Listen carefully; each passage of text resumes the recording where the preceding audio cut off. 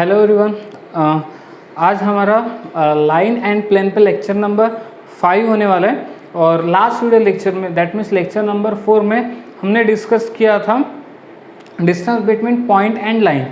Distance between point and line, ठीक है। आज हम एक नया टॉपिक डिस्कस करेंगे जिसका नाम है स्क्यू लाइंस। स्क्यू लाइंस, इसका नाम क्या है? Skew lines. तो स्क्यू लाइंस क्या होती है? मान लो ये एक लाइन है, लाइन L1, और ये एक लाइन है, लाइन L2, ठीक है। तो two lines which are neither intersect nor parallel to each other. दो लाइन जो एक दूसरे को इंटरसेक्ट भी नहीं कर रही है और एक दूसरे को पैरेलल भी नहीं है, ऐसे लाइंस को हम लोग कहते हैं स्क्यू लाइंस, ठीक है। अगर आपको इसके डेफिनेशन लिखने तो आप लिख सकते हैं two lines which are neither intersect nor parallel to each other is called skew lines, ठीक है। तो दो लाइन जब एक दूसरे को पैरेलल भी नहीं और एक दूसरे को इंटरसेक्ट भी नहीं करे उसको कहते हैं स्क्यू लाइंस। अब स्क्यू लाइंस है तो उनके बीच में क्या रहेगा? सबसे छोटा डिस्टेंस रहेगा, शॉर्टेड डिस्टेंस।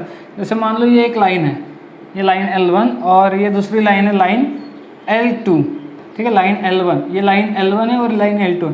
अब ये लाइन L1 एक पॉइंट से पास हो रही है, मैं उसको नाम दे देता हूँ पॉइंट A, और जिसका पोजीशन वेक्टर क्या? वेक्टर A1 ले लेता हूँ, ठीक है। और इस लाइन को एक पैरेलल वेक्टर है जिसको हम वेक्टर B1 बोल देते हैं, ठीक है।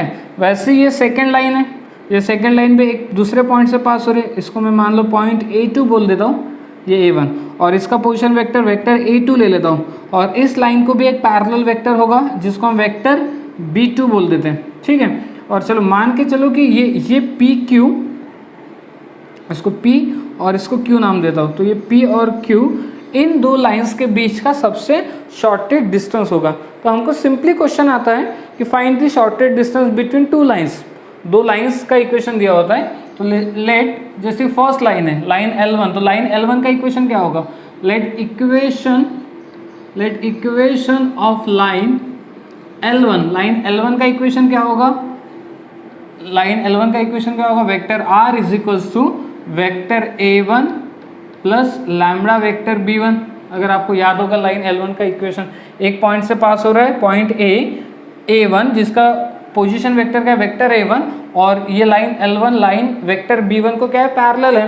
तो उस लाइन का इक्वेशन क्या होता है? Vector R is equals to vector A1 plus lambda vector B1। और सेकेंड लाइन है let equation of line L2 is, line L2 का इक्वेशन क्या रहेगा? Vector R is equals to vector A2 plus lambda vector B2, ये रहेगा line L2 का equation, ठीक है। और PQ क्या हो गया? PQ is shortest distance. PQ क्या है? Shortest distance between two lines, shortest distance between two lines. तो PQ is shortest distance between two lines. इसका फॉर्मूला अपने को फॉर्मूला याद करना होता है, तो फॉर्मूला क्या है? Vector A2 minus vector A1, vector A2 ये वेक्टर A2 रहेगा, ये वेक्टर A1 रहेगा। Vector A2 minus vector A1 का डॉट B1 क्रॉस B2 के साथ, B1 क्रॉस B2 के साथ अपॉन में आएगा mod of B1 cross B2, mod of B1 cross B2, और ये आएगा होल मॉड में, ठीक है। तो ये रहेगा फॉर्मूला। क्या याद रखना? A2 minus A1, vector A2 minus vector A1 का डॉट प्रोडक्ट किसके साथ? B1 क्रॉस B2 के साथ। तो आपको यहाँ से लाइन का इक्वेशन दिया रहेगा ऑलरेडी, लाइन L1 का भी इक्वेशन होगा, लाइन L2 का भी इक्वेशन होगा। आपको वहाँ से इन चीज़ों को निकाल लेना है। वेक्टर A1 मिल जाएगा, वेक्टर B1 मिलेगा, वेक्टर A2 मिल जाएगा, वेक्टर B2 मिल जाएगा, और बस ये फॉर्मूले में जिन जिन चीज़ों की रिक्वायरमेंट है वो पहले सेपरेट आउट कर लेना। जैसे vector A2 minus vector A1 निकाल लेना, B1 क्रॉस B2 भी निकाल लेना, दोनों का डॉट प्रोडक्ट कर लेना। Vector A2 minus vector A1 का डॉट प्रोडक्ट किसके साथ? B1 क्रॉस B2 के साथ, और इधर से B1 क्रॉस B2 का मॉड निकाल लो। सारी चीज़ें इंडिविजुअली निकाल के फॉर्मूले में पुट अप कर दो, तो आपको क्या मिल जाएगा? शॉर्टेड डिस्टेंस मिल जाएगा। Shortest distance between line two skew lines, दो स्क्यू लाइंस के बीच का शॉर्टेड डिस्टेंस फाइंड आउट करते आना चाहिए आपको। ये रहेगा अपने पास फॉर्मूला। बात क्लियर हो गई? तो अभी हमने जो फॉर्मूला डिस्कस किया था वो था shortage distance between two lines but in terms of vector form, ठीक है। अब मान लो हमें वही एक लाइन दी, line L1, line L1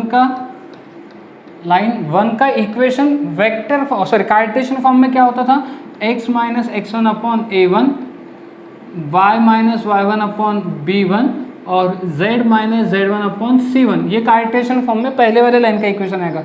second line L2 का इक्वेशन क्या आएगा, x minus x2 upon a2 is equals to y minus y2 upon b2 is equals to z minus z2 upon c2। ठीक है, ये लाइन 2 का equation आ जाएगा। ठीक है, लाइन 2 का कार्टेशियन फॉर्म और लाइन L1 का कार्टेशियन फॉर्म। अगर मान लो मेरे पास दो लाइन है, ये पहली लाइन कौन से फॉर्म में दी है, कार्टेशियन फॉर्म में, ये सेकंड लाइन कौन से फॉर्म में दी है, कार्टेशियन फॉर्म में। तो अगर दो लाइन कार्टेशियन फॉर्म में दी है तो फिर शॉर्टेज डिस्टेंस का फॉर्मूला क्या बनेगा। ठीक है, तो बस ये भी अपने को याद करना होता है। थोड़ा सा फॉर्मूला लंबा चौड़ा है बट आप मेरे ख्याल से आप बहुत आसानी से इसको याद कर लोगे। ठीक है, अब याद कैसे करना है, देखो पहले ये ध्यान रखो न्यूमरेटर में क्या लिखना है। न्यूमरेटर में क्या लिखना है, एक डिटर्मिनेंट के अंदर x2 minus x1, y2 minus y1, z2 minus z1। पहले रो में क्या लिखना है, x2 माइनस x1, ये यहाँ से आपको x1 y1 z1 मिलेगा, a1 b1 c1 मिल जाएगा, x2 y2 z2 मिल जाएगा, a2 b2 c2 भी मिल जाएगा।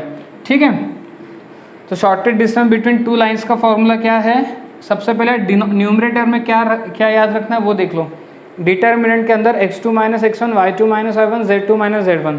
फिर सेकेंड रो में a1 b1 c1, third row में a2 b2 c2। ठीक है, और अब यहाँ पे देखो ये डिनोमिनेटर में क्या है, स्क्वायर रूट के अंदर।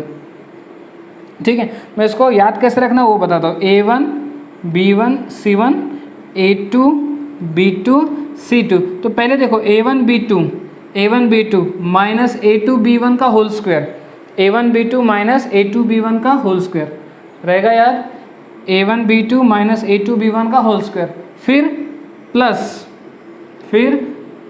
सेकेंड ब्रैकेट के अंदर क्या आएगा, b1 c2 minus b2 c1 का whole square, b1 c2 minus b2 c1 का होल स्क्वायर।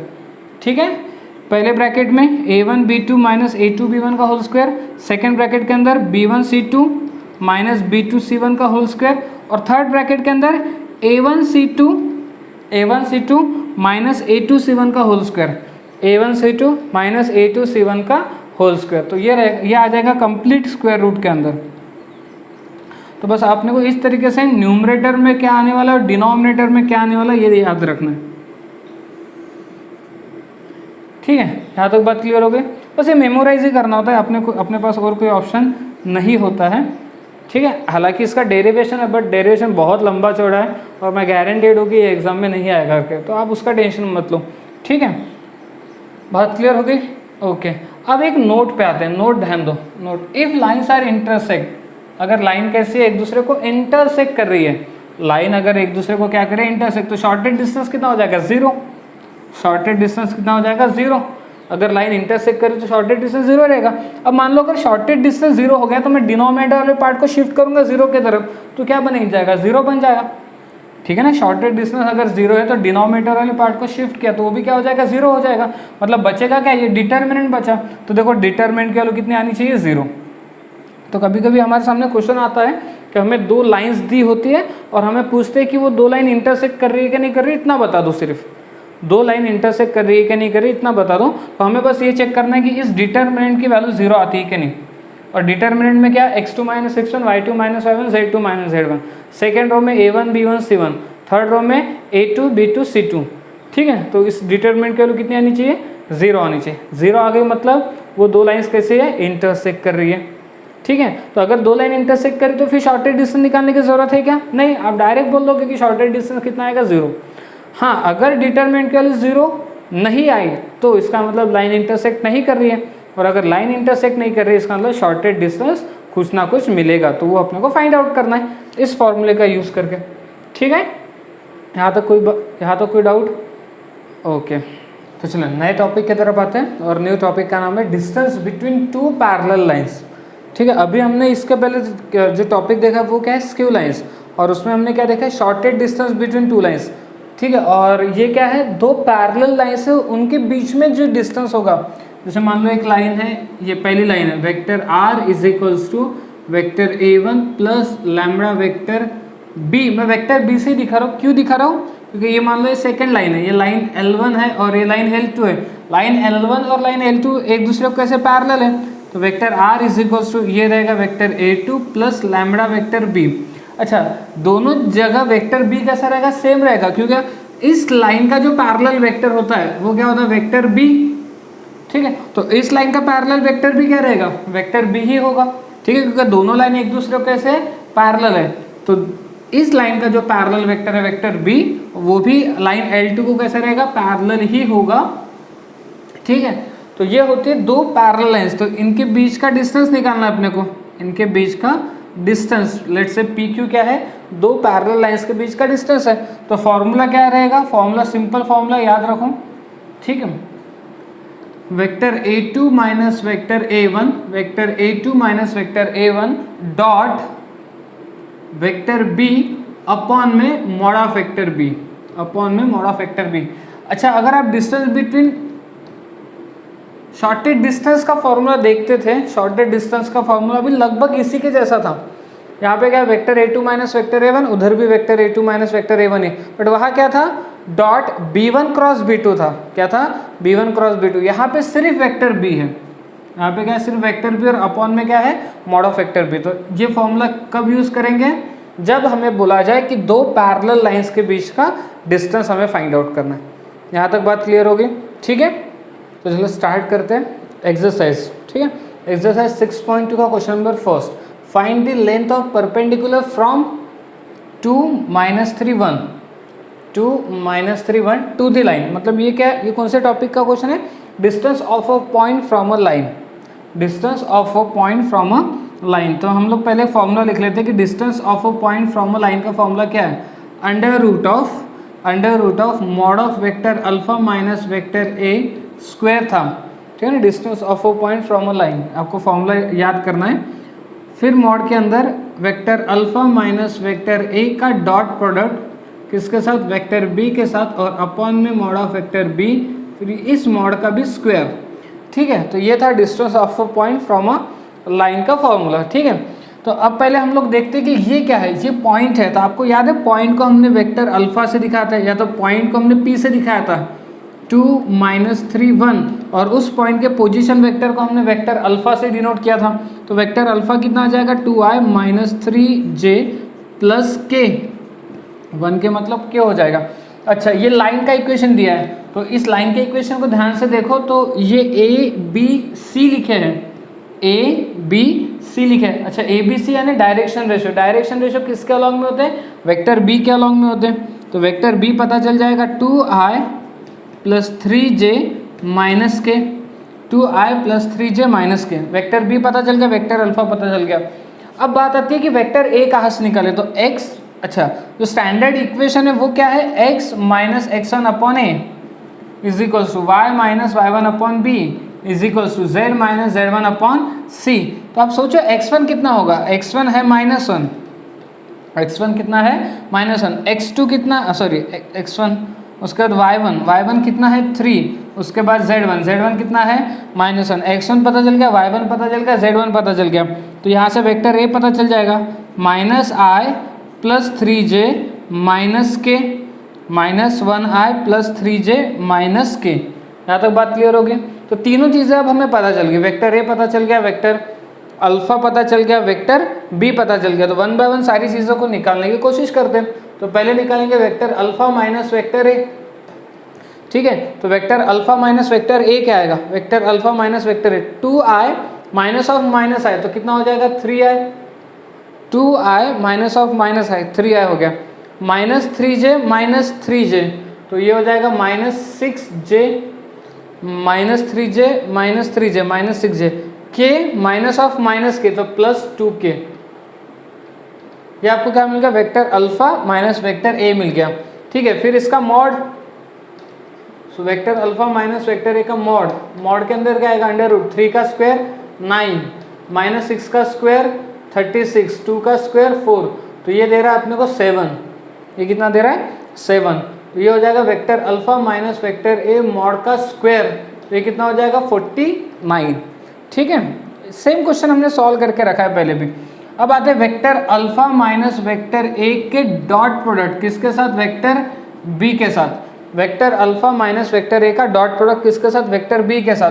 तो ये वेक्टर अल्फा माइनस वेक्टर ए का डॉट प्रोडक्ट वेक्टर बी के साथ, तो आई का कंपोनेंट 3 है, इधर आई का कंपोनेंट 2 है, 3 इंटू 2 कितना हो जाएगा 6, जे का कंपोनेंट -6 है, जे का कंपोनेंट 3 है, 6 इंटू -3 हो जाएगा -18, के का कंपोनेंट 2 है और के का कंपोनेंट -1 है, तो 2 इंटू -1 -2 हो जाएगा।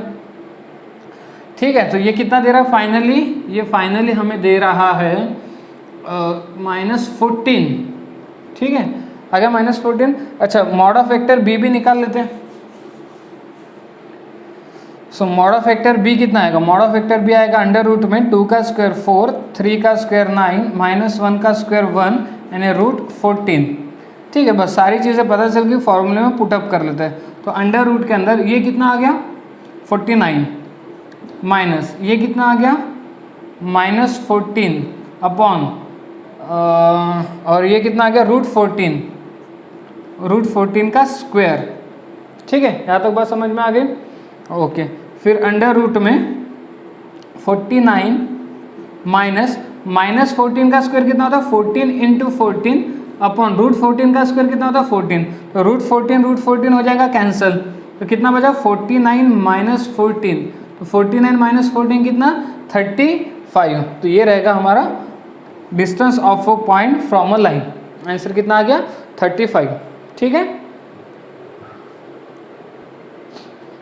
ओके चलो क्वेश्चन नंबर 2 पे आते हैं। क्वेश्चन नंबर 2 को ध्यान से देखो, ठीक है, क्योंकि अगर आपका कंसेप्ट क्लियर है तो आप ये क्वेश्चन को बहुत आसानी से सॉल्व कर सकते हो। क्या बोला, find the coordinate of foot of perpendicular drawn from the point whose position vector. मतलब एक पॉइंट है, जैसे पॉइंट P है, ये पॉइंट P, तो इसके कोऑर्डिनेट क्या होंगे 2, -1, 5। क्या बोला, find the coordinate of foot of perpendicular drawn from the point.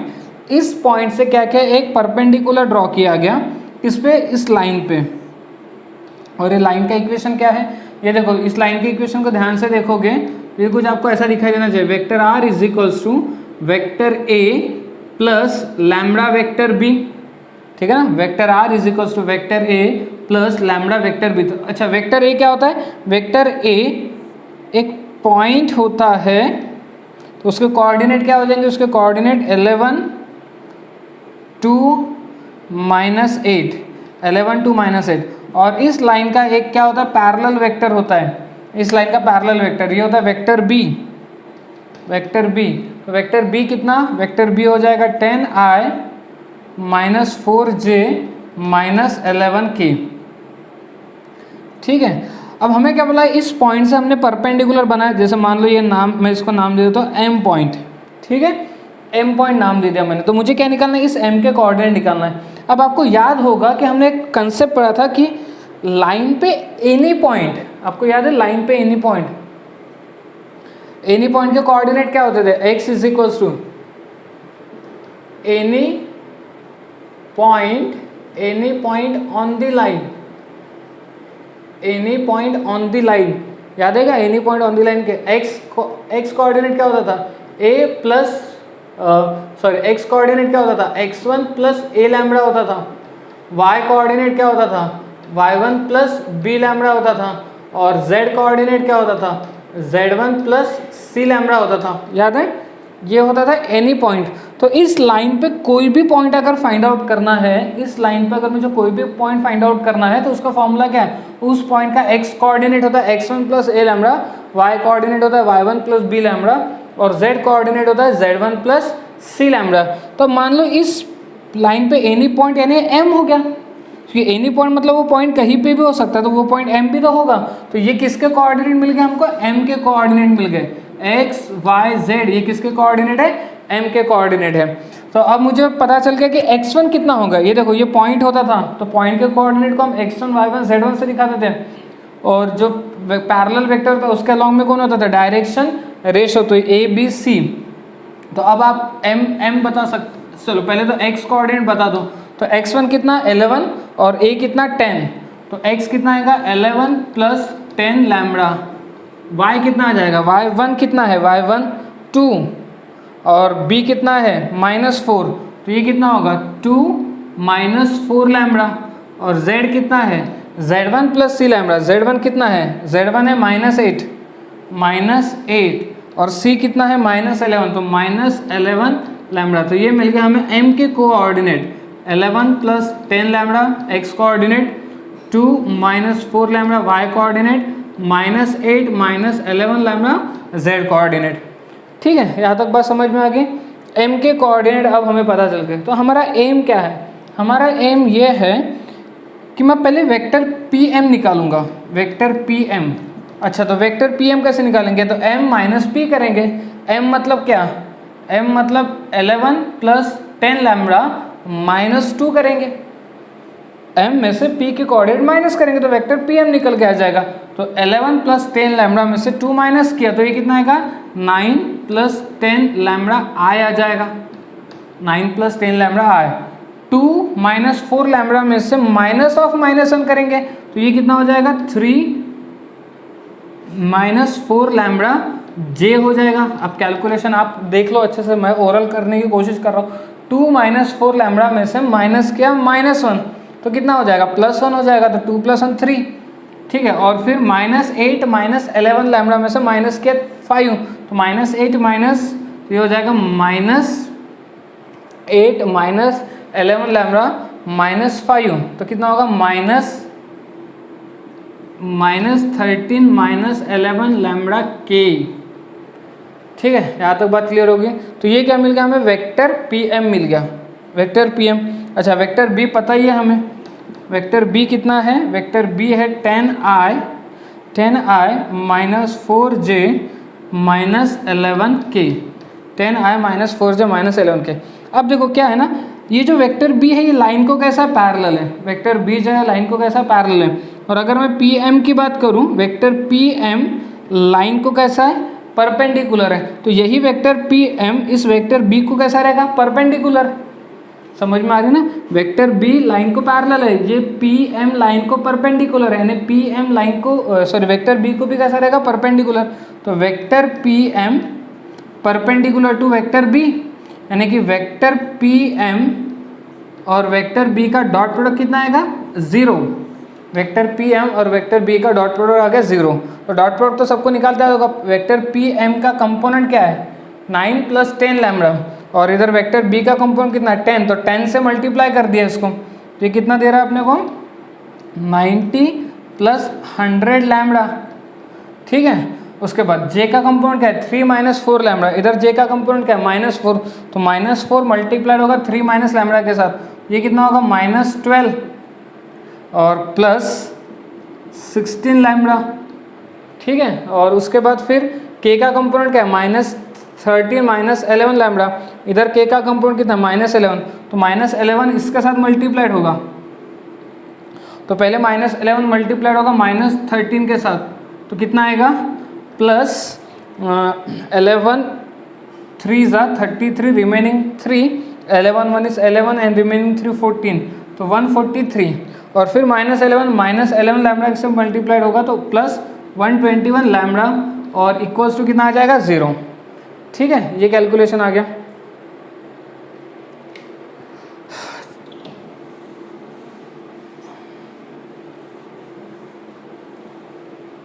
ठीक है, चलो देखते हैं कैलकुलेशन। देखो 100 लैम्बडा +16 लैम्बडा +121 लैम्बडा, 100 लैम्बडा +16, ये कर लो, 16 + 121, तो ये कितना हो रहा है, 100, ये हो गया 16 + 121, ये हो गया 137 + 100 तो 237 लैम्बडा। उसके बाद ये कितना हो रहा है, देखो 90 + 143, 90 + 143 होता है 233 में से 12 माइनस कर दिया, 233 में से 12 माइनस हो गया तो कितना आएगा, ये आ जाएगा 221, कितना आ गया, 221, तो प्लस में आएगा, हाँ प्लस में 221 लैम्बडा = 0। ओके, तो क्वेश्चन के अंदर एक छोटी सी मिस्टेक हुई है, अगर आप देख रहे होगे तो आपको पता ही है कि क्वेश्चन के अंदर मिस्टेक क्या हुई है। जो लाइन का इक्वेशन है, वेक्टर r = वो लाइन का इक्वेशन क्या दिया है, ये दिया है 11i minus 2j, 11i minus 2j minus 8k plus lambda 10i minus 4j minus 11k। ठीक है, ये लाइन का इक्वेशन है। ठीक है, और यहाँ पे छोटी सी मिस्टेक ये हुई है कि मैंने क्वेश्चन में प्लस लिखा था। ठीक है, बट एक्चुअल में क्वेश्चन में क्या चाहिए, माइनस चाहिए, तो यहाँ पे है माइनस। तो फिर जब हम वेक्टर पी एम निकालेंगे तो ये अच्छा यहाँ पे भी क्या आएगा, फिर ये माइनस हो जाएगा, क्योंकि 11 माइनस 2 माइनस 8 हो जाएगा। ये ए के कोऑर्डिनेट रहेगा ना, ए के कोऑर्डिनेट 11 माइनस 2 माइनस 8। तो जब हम वेक्टर पी एम निकालेंगे तो वेक्टर पी एम क्या करते हैं, एम माइनस ए करते हैं या एम माइनस पी करते हैं।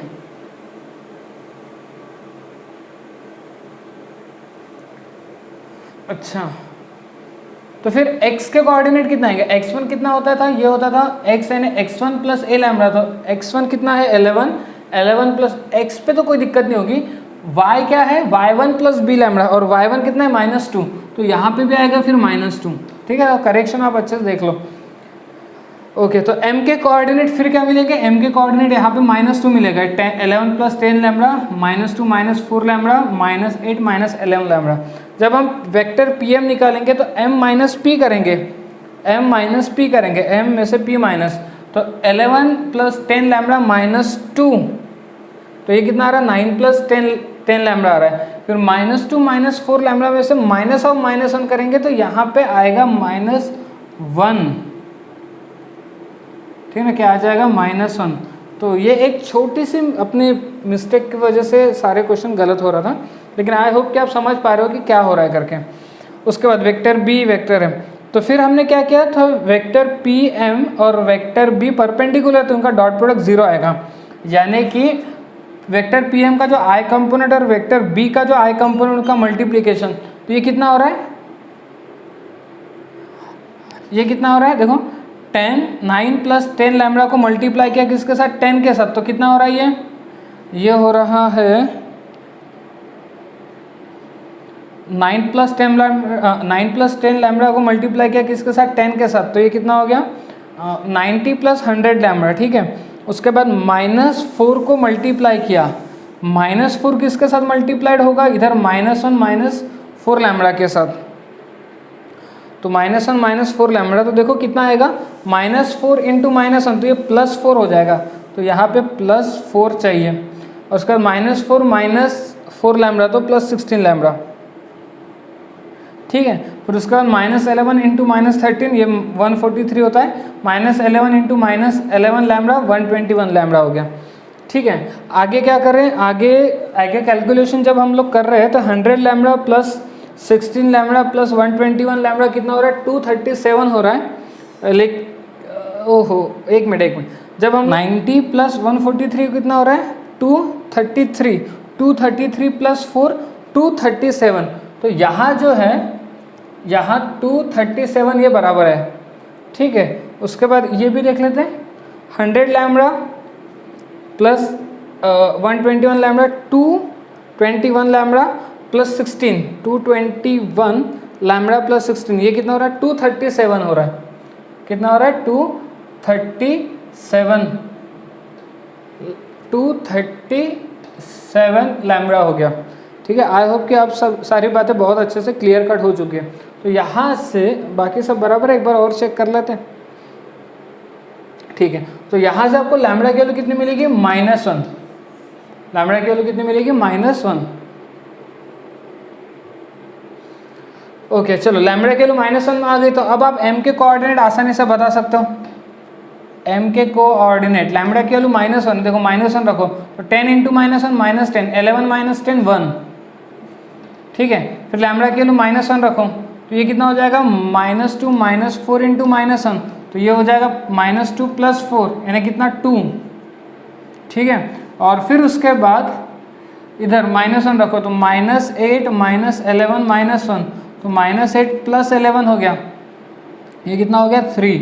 तो m के कोऑर्डिनेट कितने आ गए 1 2 3, यानी m यानी फुट ऑफ द परपेंडिकुलर। ठीक है, तो एक पार्ट क्लियर हो गया हमारा फुट ऑफ द परपेंडिकुलर। ठीक है, फिर उन्होंने क्या बोला, ये पी एम डिस्टेंस भी निकालो, लेंथ ऑफ परपेंडिकुलर भी निकालो। तो पी एम डिस्टेंस फॉर्मूला लगा लेते अब तो। डिस्टेंस फॉर्मूला एम के कोऑर्डिनेट कितने आ गए 1 2 3, तो डिस्टेंस फॉर्मूला क्या था x1 minus x2 whole square, 1 minus 2 minus 1 का होल स्क्वायर 1 आ गया, फिर 2 माइनस ऑफ माइनस 1 3 का स्क्वायर 9 आ गया, और 3 माइनस 5 माइनस 2 का स्क्वायर 4 हो गया। ये कितना आ रहा है √14। ठीक है, तो फुट ऑफ द परपेंडिकुलर 1 2 3 आ गया, और इसकी लेंथ कितनी आ गई √14। ठीक है, तो जो थोड़ा सा बीच में मिस्टेक हो गई थी ये इसके वजह से -2 के वजह से। आई होप कि आपने वो चीज़ें अब अच्छे से कवर कर ली है। ओके, क्वेश्चन नंबर 3 एक्सरसाइज के क्वेश्चन नंबर 3 पे क्या बोला है, find the shortest distance between the lines. दो लाइन दिए हैं, ठीक है, तो मुझे आपको पता है ये दो लाइंस दिए, तो ये जो पहली लाइन है इसको हम लोग वेक्टर A1 बोलते हैं, ये वेक्टर A1 हो जाएगा, और ये वेक्टर B1 हो जाएगा। अच्छा, ये हो जाएगा वेक्टर A2, और ये हो जाएगा वेक्टर B2। ठीक है, तो बस चारों चीज़ें ही पता करनी थी, क्योंकि शॉर्टेस्ट डिस्टेंस का जो फॉर्मूला है, शॉर्टेस्ट डिस्टेंस का फॉर्मूला क्या है, vector A2 minus vector A1 का dot product B1 cross B2 के साथ, और अपॉन में आता है mod of B1 cross B2। ठीक है, सो देखते हैं vector A2 minus vector A1 कितना होगा। Vector A2 minus vector I minus 4I minus 3I minus j minus of minus j plus j, तो 0j हो जाएगा 2k। ठीक है, ये समझा, vector A2 minus vector A1 आ गया। फिर B1 क्रॉस B2, तो B1 क्रॉस B2, B1 और B2 का क्रॉस कैसे निकालते हैं हम लोग, फर्स्ट रो में लिखते हैं I J K, second row में लिखते हैं B1 के component which is 1 2 minus 3, and in third row component of vector B2 which is 1 4 minus 5। Okay, now I related row and column को छोड़ दिया, ये this is -10 minus of -10 minus of -12 plus 12।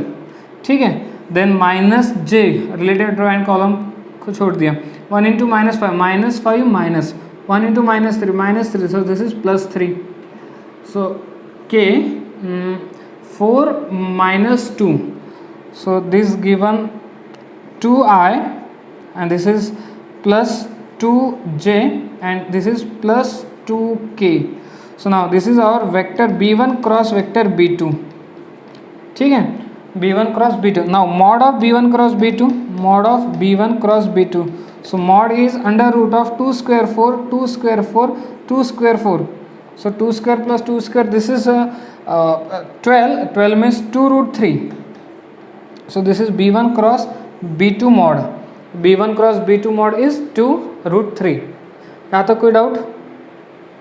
तो हमें b1 क्रॉस b2 भी मिल गया, हमें b1 cross b2 का मॉड भी मिल गया। फिर a2 माइनस a1 का डॉट निकाल लेते b1 क्रॉस b2 के साथ। तो a2 माइनस a1 का डॉट किसके साथ? b1 क्रॉस b2 के साथ। तो डॉट सबको निकालते आता ही होगा। a2 माइनस a1 का i कंपोनेंट कितना है? -3। b1 क्रॉस b2 का i कंपोनेंट कितना है? 2। तो -3 इंटू 2 दिस इज -6। यहाँ तो j कंपोनेंट है ही नहीं, मतलब 0 है, और यहाँ j कंपोनेंट 2 है यानी 0 हो जाएगा। k कंपोनेंट 2 है, k कंपोनेंट 2 है, कितना हो जाएगा? 4 हो जाएगा। ये कितना मिल गया मुझे? -2। ओके, बस सारी चीज़ें मिल गई, पुटअप कर दो। तो a2 माइनस a1 का डॉट b1 क्रॉस b2 के साथ कितना आ गया? -2। और ये कितना हो गया? ये हो गया 2 root 3। 2 root 3। So this is 1 upon root 3। So shortest distance is 1 upon root 3। This is our final answer. ठीक है, तो कम्प्लीटली फॉर्मूला बेस्ड एक्सरसाइज है। आपको बस फॉर्मूला याद करना है। जो लाइन का इक्वेशन आपको गिवन है उससे vector a1, vector b1, vector a2, vector b2, ये सारी चीज़ें निकालते आनी चाहिए। और वेक्टर का नॉलेज होना चाहिए कि b1 क्रॉस b2 कैसे निकालते हैं, a2 माइनस a1 कैसे निकाला जाता है, डॉट प्रोडक्ट कैसे निकाला जाता है, और ये सारी चीज़ें हमने वेक्टर में बहुत अच्छे से पढ़ ली है। ठीक है, ओके। क्वेश्चन नंबर 4 पे आते हैं। क्वेश्चन नंबर 4 में भी हमें शॉर्टेस्ट डिस्टेंस ही फाइंड आउट करना है, बट इस बार जो लाइन का इक्वेशन दिया है वो कार्टेशियन फॉर्म में दिया है। तो अब तो आप वेरी वेल नोन हो इन सारी चीज़ों से कि लाइन की इक्वेशन से अगर मुझे x1 पता करना है तो कितना आएगा -1, y1 पता करना है तो कितना आएगा, ये भी -1, और z1 पता करना है तो कितना आएगा, -1। ओके चलो, a1 पता करना है तो a1 आ जाएगा 7, b1 -6, c1 1। नाउ यहाँ से फिर हम लोग x2 भी निकाल सकते, तो x2 कितना हो जाएगा 3, y2 कितना होगा 5, और z2 कितना हो जाएगा 7। उसके बाद a2 कितना होगा, a2 हो जाएगा 1, b2 ये हो जाएगा -2, और c2 ये हो जाएगा 1। ठीक है, तो मैं आपके सामने पहले तो फॉर्मूला लिख देता हूँ। शॉर्टेड डिस्टेंस का फॉर्मूला क्या है, शॉर्टेड डिस्टेंस का formula in terms of Cartesian form. तो आपको याद है पूरे ऊपर में x2 - x1, फिर y2 - y1, फिर z2 - z1, और इधर फिर a1 b1 c1 a2 b2 c2 ऐसा डिटरमिनेंट आता है। और डिनोमिनेटर में क्या आता था, डिनोमिनेटर में under root of a1 b2 minus a2 b1 whole square, plus फिर b1 c2 minus b2 c1 whole square, plus और फिर आता था a1 c2 minus a2 c1 whole square. ठीक है, तो ये था हमारे पास कंप्लीट फॉर्मूला शॉर्टेड डिस्टेंस का। तो मैं सबसे पहले तो न्यूमरेटर वाला पार्ट फाइंड आउट कर लेता हूँ। न्यूमरेटर वाला पार्ट यानी x2 - x1। चलो बोलो x2 - x1 कितना, x2 - x1 3 माइनस ऑफ -1 तो ये 4 हो जाएगा, y2 - y1 5 माइनस ऑफ -1 ये 6 हो जाएगा, और 7 माइनस ऑफ -1 ये 8 हो गया। फिर a1 b1 c1 तो a1 7 b1 -6 c1 1, फिर a2 b2 c2 a2 कितना है 1, b2 कितना है -2, c2 कितना है 1। ठीक है, चलो इसको सॉल्व करते हैं। 4 लिया, रिलेटेड ओवर कॉलम को छोड़ दे, दिस इज -6, ये हो गया -6 माइनस ये -2 तो +2 हो जाएगा ये। फिर -6 लिया, रिलेटेड ओवर कॉलम को छोड़ दिया, 7 -1 ये 7 -1 +8 हो गया। फिर इससे रिलेटेड ओवर कॉलम को छोड़ दिया, 7 × -2 -14, फिर -6 तो +6 हो जाएगा ये। तो ये कितना हो गया, -6 + 2 -4 × 4 -16, 7 - 1 6, 6 × -6 -36, और -14 + 6 -8, -8 × 8 -64। ठीक है, तो कितना आ रहा है फाइनली, ये कितना हो गया, ये हो गया 116 -116। तो न्यूमरेटर वाला जो पार्ट है इसका आंसर कितना आ गया, -116 आ गया। ठीक है, चलो मैं ये न्यूमरेटर वाले पार्ट को ना D1 से दिखा देता हूँ। ये चलो ठीक है, खैर कोई बात नहीं। सेकंड पार्ट निकालते हैं, ये डिनोमिनेटर वाला पार्ट अंडर रूट में जो है। ठीक है, क्या है अंडर रूट में, a1 b2 ये 7 × -2 यही है ना, a1 b1 c1 a2 b2 c2, 7 × -2 -14, फिर माइनस a2 b1 1 × -6 तो +6 हो जाएगा, इसका होल स्क्वायर बना, प्लस फिर b1 c2 ये b1 और ये c2 -6 × 1 ये हो जाएगा -6, फिर -2 × 1 -2 तो ये हो जाएगा +2 होल स्क्वायर, प्लस और फिर उसके बाद क्या, a1 c2 तो 7 × 1 7 माइनस 1 × 1 1 फिर हो जाएगा होल स्क्वायर। तो ये कितना आ रहा है अंडर रूट के अंदर, -8 का स्क्वायर 64, ये -4 का स्क्वायर 16, और ये 7 - 1 6 का स्क्वायर 36। तो दिस इज 116 अंडर रूट 116। तो ये आ गया अपना डिनोमिनेटर पार्ट। बस शॉर्टेड डिस्टेंस का फॉर्मूला हमें पता ही है। अच्छा, ये सारी चीज़ मॉड के अंदर होती है, ठीक है, मॉड के अंदर। तो ये कितना हो गया मॉड के अंदर, ये कितना आ गया -116, और ये कितना आ गया √116। ठीक है, तो अब आप सब अच्छे से पता ही है कि आपका फाइनल आंसर कितना आएगा, √116 यूनिट आ जाएगा। ठीक है, तो ये रहेगा आपका फाइनल आंसर। ठीक है, तो ये भी कम्प्लीटली फॉर्मूला बेस्ड न्यूमेरिकल ही था। ठीक है, आगे बढ़ते हैं क्वेश्चन नंबर 5 के साथ। क्वेश्चन नंबर 5 भी कंप्लीटली क्वेश्चन नंबर 3 के जैसे ही है, ठीक है। अगर आप ध्यान से देखोगे तो वही क्वेश्चन है, find perpendicular distance of the point 1 0 0 from the line x - 1/2 y + 1/- 3 z + 10/10 also find foot of perpendicular. ठीक है, मतलब वो क्या कहना चाहते हैं, जैसे एक लाइन है, ये लाइन का इक्वेशन है, तो ये लाइन किसी पॉइंट से पास हो रही है, वो पॉइंट के कोऑर्डिनेट क्या रहेंगे, पॉइंट के कोऑर्डिनेट ध्यान से देख के बताना 1 -1 और -10, ठीक है। और इस लाइन का जो पैरेलल वेक्टर होगा जिसको हम वेक्टर b कहते हैं, ठीक है, vector b 2i - 3j + 8k हो जाएगा, ठीक है। और ये एक पॉइंट है जिसको हम पॉइंट p लेते थे 1 0 0, तो यहाँ से क्या क्या इस लाइन पे परपेंडिकुलर बनाया जिसको हम m नाम दे देंगे।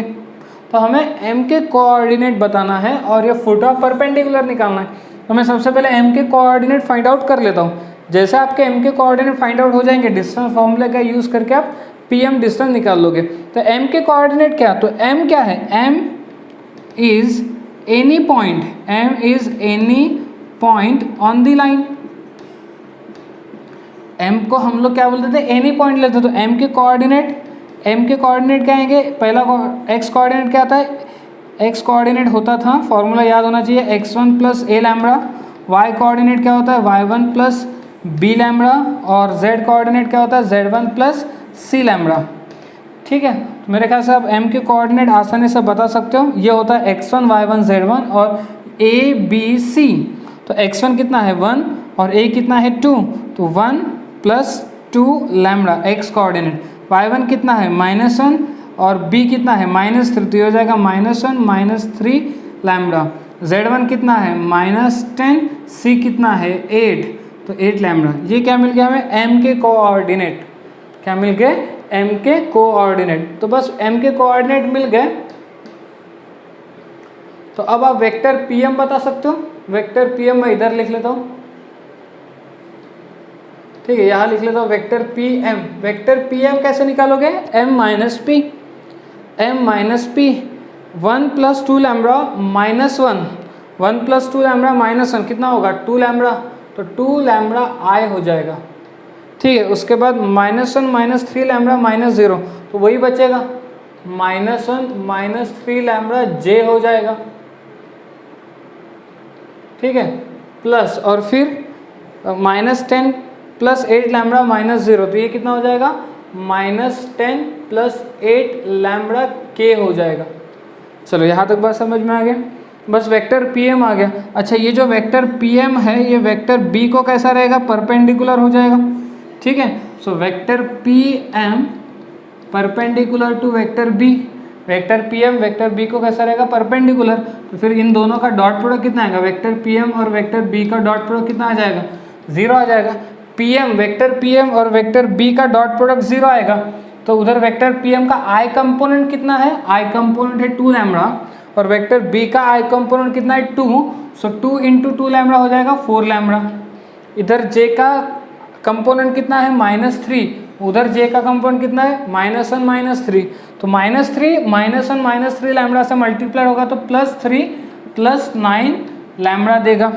अच्छा, k का कंपोनेंट 8 है और उधर k का कंपोनेंट है -10 + 8 लैम्बडा, तो 8 से मल्टीप्लाई करने पे -80 + 8 × 64 लैम्बडा = 0 आ गया, ठीक है। आई होप कि आपको ये कैलकुलेशन बहुत अच्छे से करते आता है, ठीक है। पहले लैम्बडा वाला देख लेते हैं, तो 4 lambda + 9 lambda, 4 lambda + 9 lambda 13 lambda + 64 lambda, 13 lambda + 64 lambda 77 lambda, 77 lambda, और 3 - 80, तो ये हो जाएगा -77 = 0, तो लैम्बडा की वैल्यू कितनी आ गई 1, सो लैम्बडा 1 बन गया। तो बस लैम्बडा 1 बन गया तो m के कोऑर्डिनेट अपन बता सकते हैं, लैम्बडा 1 तो कितना आएगा 3, लैम्बडा 1 तो ये कितना आ जाएगा -4, लैम्बडा 1 तो ये कितना आ जाएगा -2, तो बस m पता चल गया।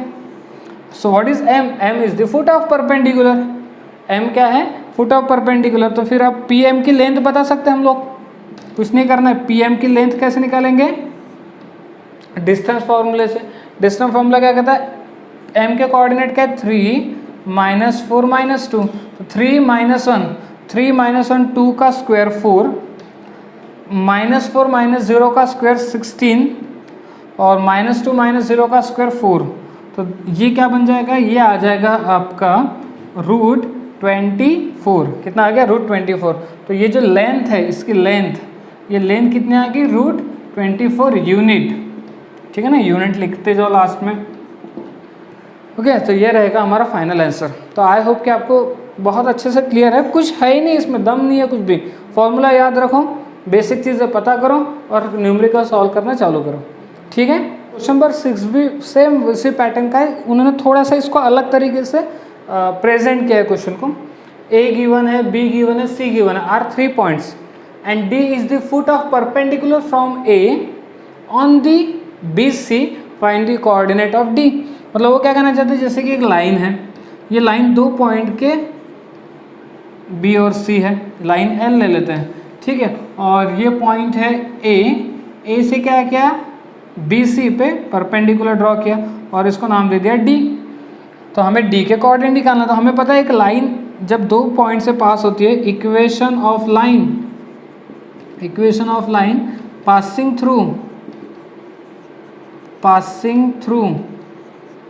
थ्रू बी के कोऑर्डिनेट क्या है, 0 माइनस 11 13 एंड सी के कोऑर्डिनेट क्या है 2 माइनस 3 1।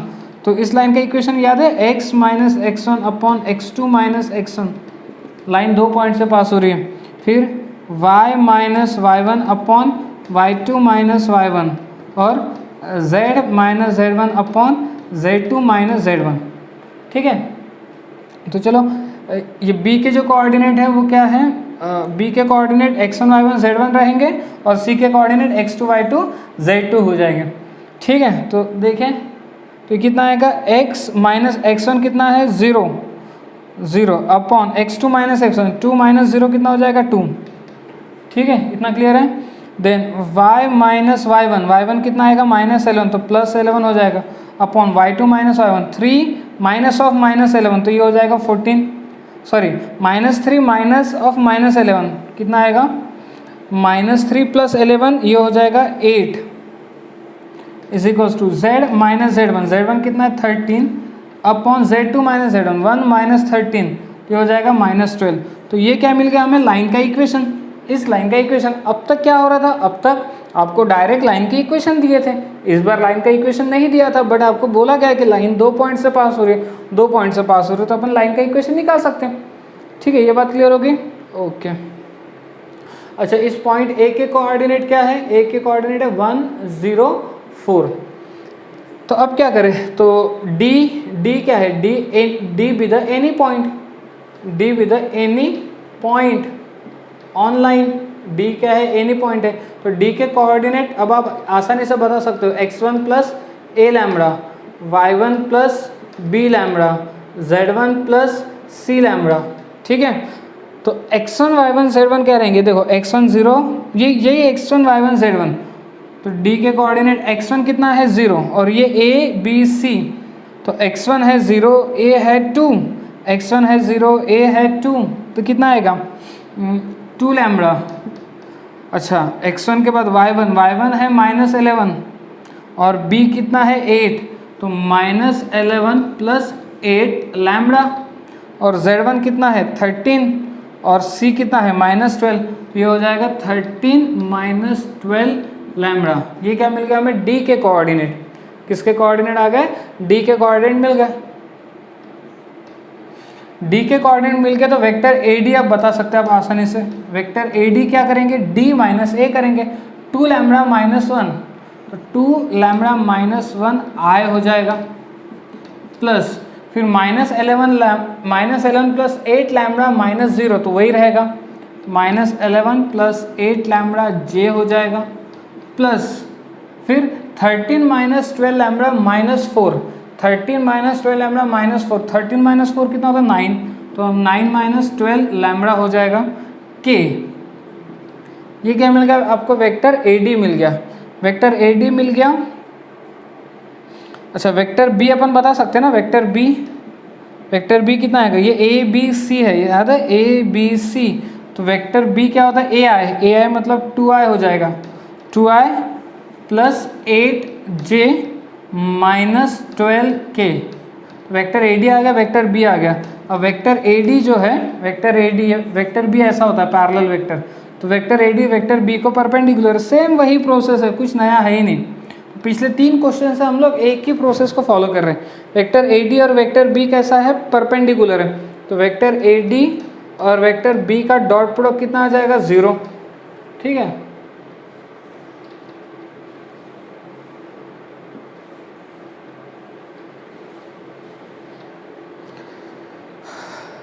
ओके।